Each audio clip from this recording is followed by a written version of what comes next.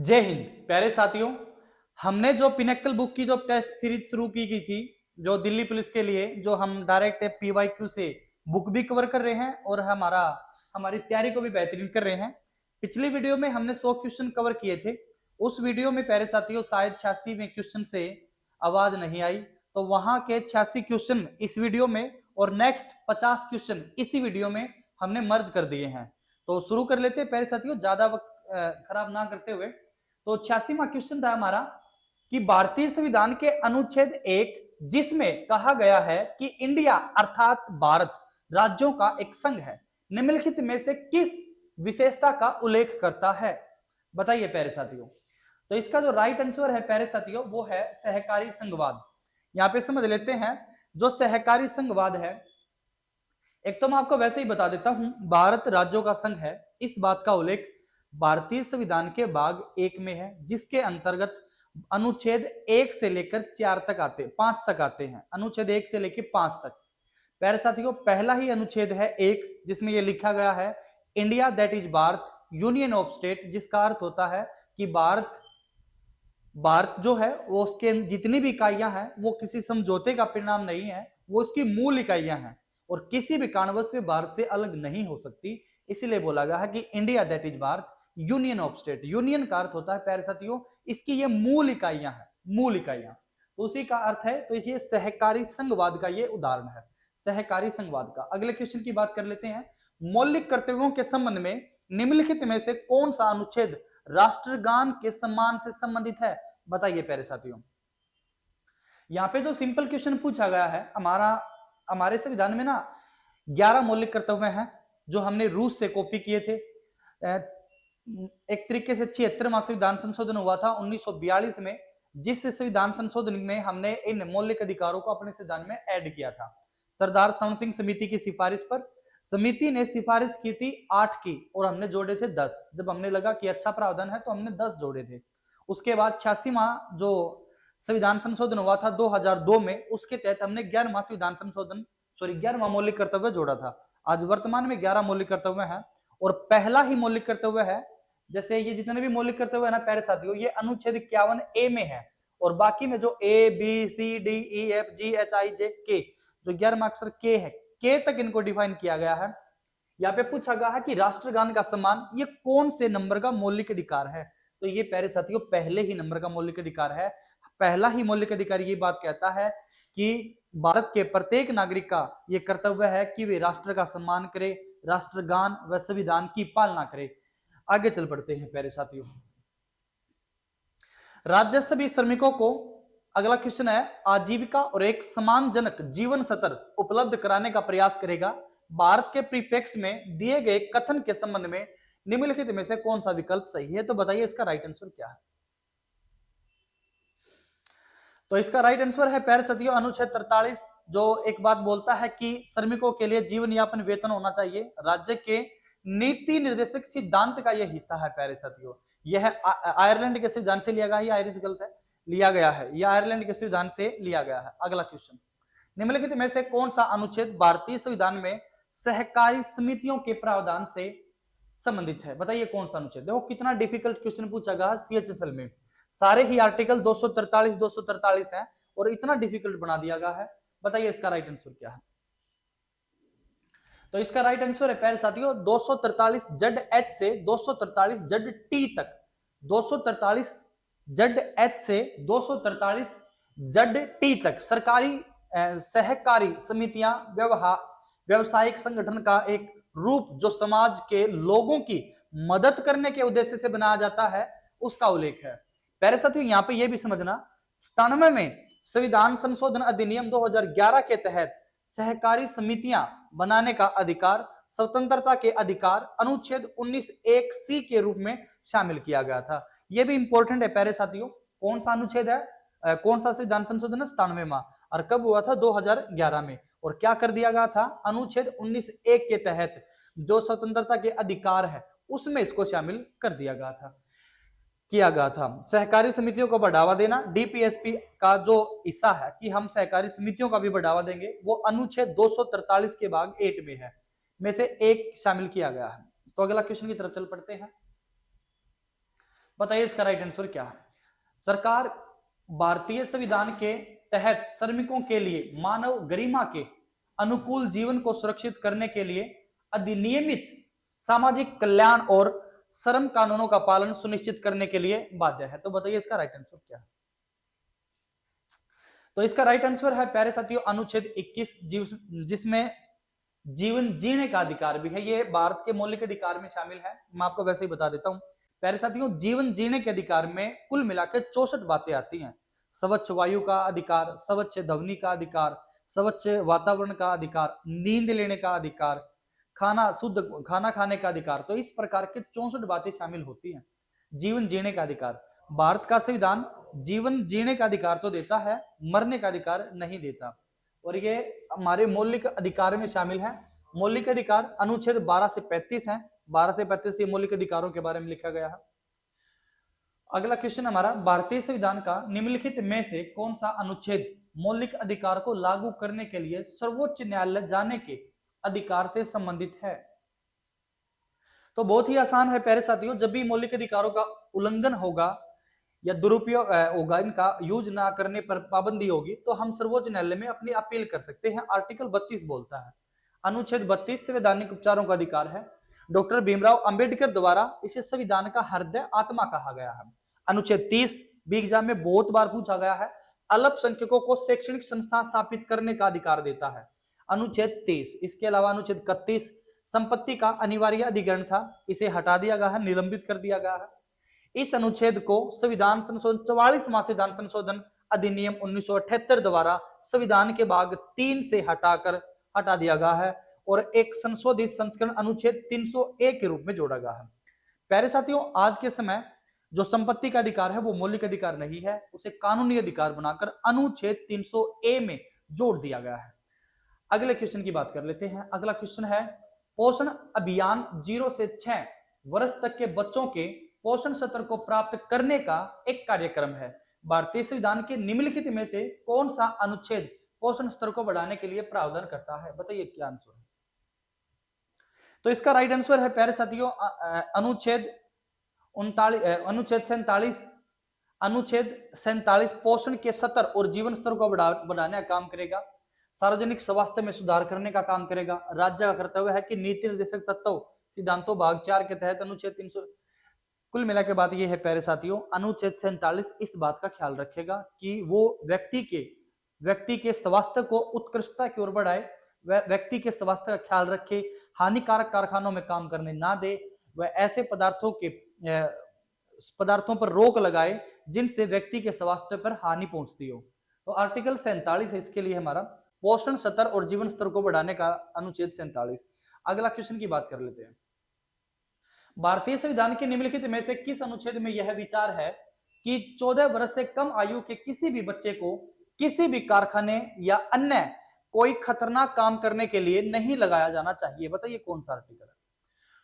तो बहुत ही आसान है प्यारे साथियों, अनुच्छेद 24 भारत के मौलिक अधिकार, जो हमारे संविधान के मौलिक अधिकार हैं, उसमें शोषण के विरुद्ध अधिकार में अनुच्छेद 24 और 23 शामिल है।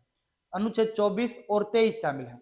24 में दिया गया है कि बच्चों को किसी भी कारखाने या खतरनाक कारखानों में काम करने नहीं दिया जाएगा, और अनुच्छेद 23 में दास प्रथा या फिर मैं बोलूं बंद व मजदूरी पर बैन लगाया गया है। तो शोषण के विरुद्ध अधिकार में शामिल है 23 और 24। यहां पे राइट आंसर 24 का है। अगला क्वेश्चन है हमारा, भारतीय संविधान के निम्नलिखित में से कौन से अनुच्छेद नागरिकता से संबंधित है। तो बताइए नागरिकता। तो नागरिकता प्यारे साथियों मैं आपको बता देता हूं, नागरिकता भारतीय संविधान का भाग 2 है। इसमें अनुच्छेद 5 से 11 आते हैं। भाग 2 5 से 11, शायद मैंने जो भारत का भाग 1 है, संविधान का भाग 1 है, उसमें शायद 5 तक बता दिया। 5 तक नहीं प्यारे साथियों, अनुच्छेद 1 से लेकर 4 तक है। 1 से लेकर 4 तक 5 से लेकर 11 तक है नागरिकता में। नागरिकता हमारे संविधान में एकल नागरिकता है, दोहरी नागरिकता प्रावधान नहीं है। ये कंसेप्ट हमने इंग्लैंड के संविधान से, ब्रिटिश के संविधान से, ब्रिटेन के संविधान से लिया है। तो एकल नागरिकता है। 5 से 11 इसमें उल्लेख है, तो इसका राइट आंसर है ये अनुच्छेद 5 से 11 भाग, यहाँ पे 1 लिखा है, 2 आंसर है इसका, ये गलत लिखा हुआ है। भाग 2 अनुच्छेद 5 संविधान के प्रारंभ में भारतीय नागरिकता। अनुच्छेद 6 पाकिस्तान से भारत आए कुछ व्यक्तियों के नागरिकता के अधिकार। अनुच्छेद 7 क्या है, पाकिस्तान में कुछ प्रवासियों की नागरिकता का अधिकार। अनुच्छेद 8 क्या है? भारत के बाहर रहने वाले भारतीय मूल के कुछ व्यक्तियों के नागरिकता के अधिकार। अनुच्छेद 9 क्या है? स्वेच्छा से किसी विदेश राज्य की नागरिकता प्राप्त करने वाले व्यक्ति नागरिक नहीं होंगे भारत के, इस बात का उल्लेख है। और अनुच्छेद 10 क्या है? नागरिकता के अधिकार की निरंतरता कब तक बनी रहेगी? और अनुच्छेद 11 क्या है? कि संसद कानून द्वारा नागरिकता के अधिकार को विनियमित या संशोधित कर सकती है। अगला क्वेश्चन, के ए नजीब बनाम भारत संघ का मामला निम्नलिखित में से किस अनुच्छेद के तहत अधिकारों के उल्लंघन से संबंधित है? बताइए क्या है? के ए नजीम, तो इसका राइट आंसर है प्यारे साथियों अनुच्छेद 21 इसका राइट आंसर है, जो जीवन जीने का अधिकार से संबंधित है। प्यारे साथियों, जीवन और व्यक्तिगत स्वतंत्रता की सुरक्षा। अनुच्छेद 21 से संबंधित राज्य व्यवस्था महत्वपूर्ण केस ए के गोपाल बनाम मद्रास राज्य, जो 1950 का मामला है। इसमें सुप्रीम कोर्ट ने कहा था कि अनुच्छेद 21 की एक संकीर्ण व्याख्या की है कि मेनका गांधी बनाम भारत संघ, जो 1978 में मामला आया था। इस केस में सुप्रीम कोर्ट ने अनुच्छेद 21 की व्यापक व्याख्या करके गोपाल केस को अपने फैसले के खारिज कर दिया था। तो ये मामला ध्यान में रखना प्यारे साथियों, ये 1950 का और मेनका वाला मामला 1978 का है। क्वेश्चन है, भारतीय संविधान के किस भाग में संघीय कार्यपालिका का प्रावधान है? आपके ऑप्शन है अनुच्छेद भाग 5, भाग 3, भाग 4 और भाग 6। बताइए इसका राइट आंसर क्या है? तो बात कर लेते हैं प्यारे साथियों, इसका राइट आंसर है भाग 5। जो संघीय कार्यपालिका है वो भाग 5 में है। भाग 5 के अंतर्गत प्यारे साथियों अनुच्छेद 52 से लेकर 151 तक शामिल होते हैं। अगला क्वेश्चन ले लेते हैं, भारतीय संविधान के किस भाग में संघीय कार्यपालिका का प्रावधान है? वही क्वेश्चन आएगा, भाग 5। अच्छा यहाँ पे लिख रखा है भाग 5 अनुच्छेद 52 से 151, अनुच्छेद 52 से 62 राष्ट्रपति के हैं, अनुच्छेद 63 से 73 उपराष्ट्रपति के हैं, अनुच्छेद 78 राष्ट्रपति को सूचना देने आदि के बारे में है, प्रधानमंत्री कर्तव्य का उल्लेख करता है अनुच्छेद 78, अनुच्छेद 74 से 75 मंत्रिपरिषद है, अनुच्छेद 76 में महान्यायवादी है, अनुच्छेद 112 से 117 वित्तीय मामलों की प्रक्रिया का उल्लेख है, मौलिक अधिकार अनुच्छेद 12 से 35 है, और भाग 4 में नीति निर्देशक तत्व हैं, अनुच्छेद 36 से 51, और भाग 6 में अनुच्छेद 152 से 237 हैं। प्यारे साथियों, सारे के सारे भाग करवा दिए गए हैं। अगला कर लेते हैं, मौलिक कर्तव्य। मौलिक कर्तव्यों को भारतीय संविधान के भाग 2 में, पहली बात तो 2 में नहीं है, 3 में है। 2 में नहीं रखा गया क्योंकि भाग 3 है। ये तो क्वेश्चन ही गलत है। अगले क्वेश्चन की बात कर लेते हैं, भारतीय संविधान का निम्नलिखित में से कौन सा अनुच्छेद भारत की द्विसदनीय संसद का प्रावधान करता है? बताइए इसका राइट आंसर क्या है?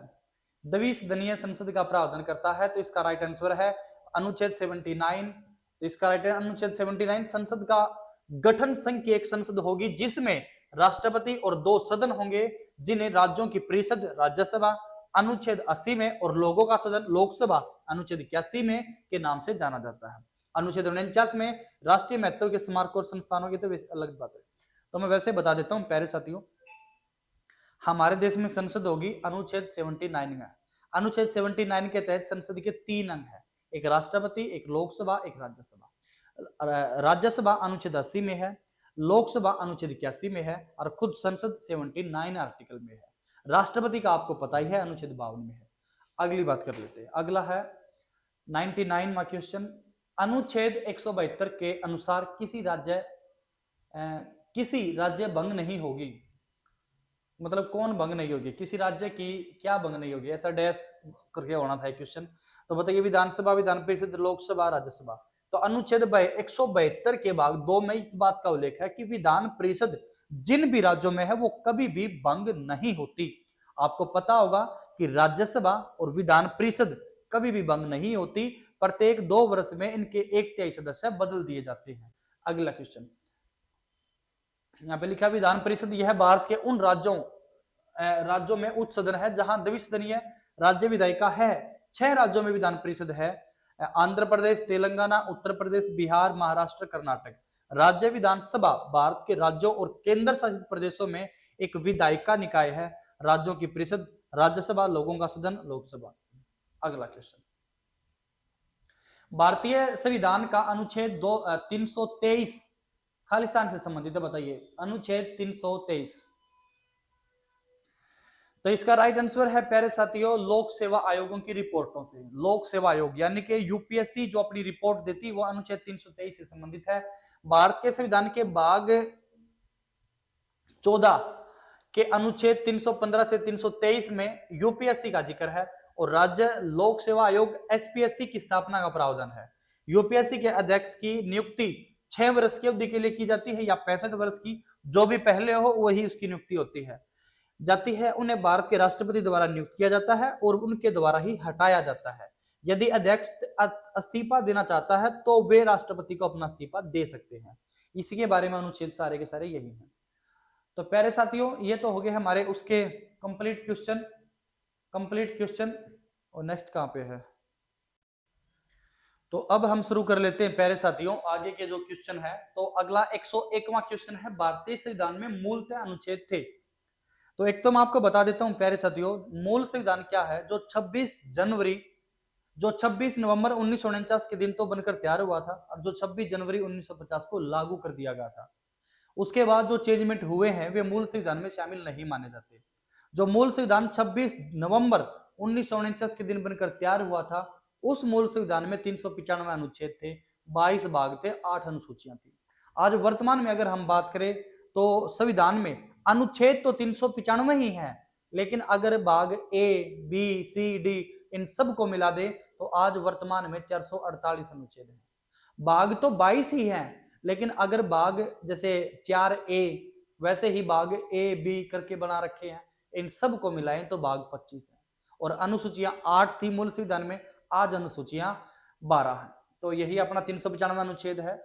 मूल संविधान में पाठ यानी कि भाग 22 हैं और 8 अनुसूचियां थी, 395 अनुच्छेद शामिल थे। अब 25 भाग और 12 अनुसूचियां 448 अनुच्छेद हैं। अगला क्वेश्चन है, भारतीय संविधान का कौन सा अनुच्छेद सर्वोच्च न्यायालय को अपने स्वयं के निर्णय या आदेशों की समीक्षा करने का अधिकार देता है। इनमें से बताइए कौन सा आर्टिकल है जो खुद के निर्णय की दोबारा से समीक्षा करने का अधिकार देता है, कि वे खुद भी, जब भी आपने देखा होगा ना कि सुप्रीम कोर्ट फैसला सुनाता है तो ये कहता है कि तमाम सबूतों और गवाहों के मद्देनजर रखते हुए, इसका अर्थ ये होता है कि आगे चलकर अगर कोई ऐसा गवाह या सबूत मिल जाता है तो उसके बिहाफ पर हम अपने ही निर्णय की दोबारा से समीक्षा कर सकते हैं। तो उसके लिए बताइए आर्टिकल कौन सा है। तो प्यारे साथियों अनुच्छेद 137, अनुच्छेद 137 ये इसका उल्लेख करता है। अनुच्छेद 138 क्या कहता है, सर्वोच्च न्यायालय के अधिकार क्षेत्र का विस्तार। अनुच्छेद 135 क्या कहता है, मौजूदा कानून के तहत संघीय न्यायालय का क्षेत्राधिकार और शक्तियों का सर्वोच्च न्यायालय द्वारा प्रयोग की जाएंगी। अनुच्छेद 136 क्या कहता है, सर्वोच्च न्यायालय द्वारा अपील की विशेष अनुमति प्रदान करता है। अगला क्वेश्चन,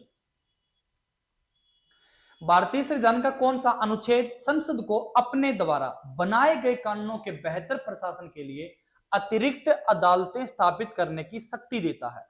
अतिरिक्त अदालतें स्थापित करने की शक्ति देता है। आर्टिकल 240, 248, 253, 247। बताइए क्या राइट आंसर है।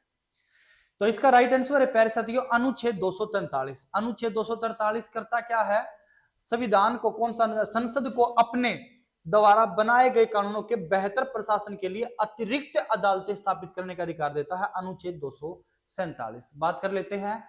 अन्य महत्वपूर्ण अनुच्छेद, अनुच्छेद 246 क्या है, संसद और राज्यों के विधानमंडल द्वारा बनाए गए कानूनों का विषय वस्तु, बनाए गए कानूनों की विषय वस्तु अनुच्छेद 246 में। 248 क्या है, अवशिष्ट शक्तियां जो केंद्र सरकार के पास हैं। और अनुच्छेद 253 क्या कहता है, अंतरराष्ट्रीय समझौतों को प्रभावी बनाने के लिए विधान।